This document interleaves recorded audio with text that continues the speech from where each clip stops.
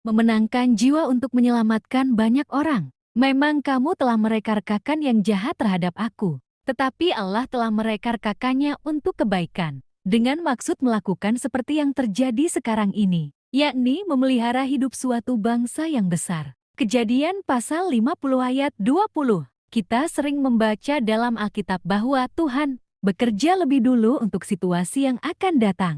20 tahun sebelum sebuah kelaparan besar terjadi, Tuhan menetapkan sebuah rencana dan mengutus Yusuf muda ke Mesir.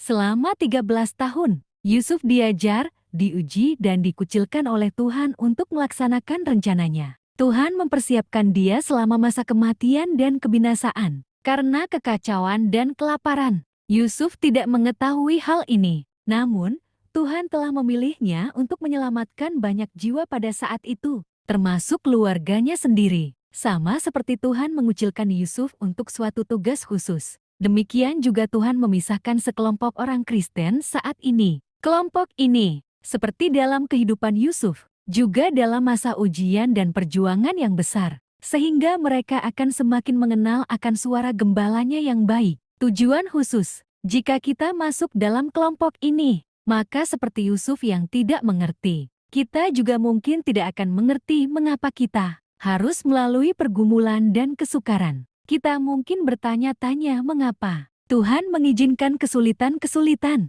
ini terjadi dalam hidup kita. Tuhan telah melihat bahwa kita telah menetapkan hati kita untuk mengikuti Yesus Kristus dalam segala hal. Maka, Tuhan memiliki tujuan khusus untuk semua yang kita alami, seperti yang Ia alami dengan Yusuf. Alasan mengapa Yusuf menjadi seorang hamba Tuhan yang besar adalah karena ia berhasil melewati semua pencobaan. Ia tidak mengizinkan kebencian, kepahitan, atau perasaan balas dendam di dalam hatinya untuk apa yang telah dilakukan saudara-saudaranya terhadapnya. Namun ia tetap dengan rendah hati percaya kepada Tuhannya. Jika kita ingin menjadi bagian dari kelompok di hari-hari terakhir ini, kita harus melalui semua ujian dalam hidup kita seperti yang dilakukan Yusuf.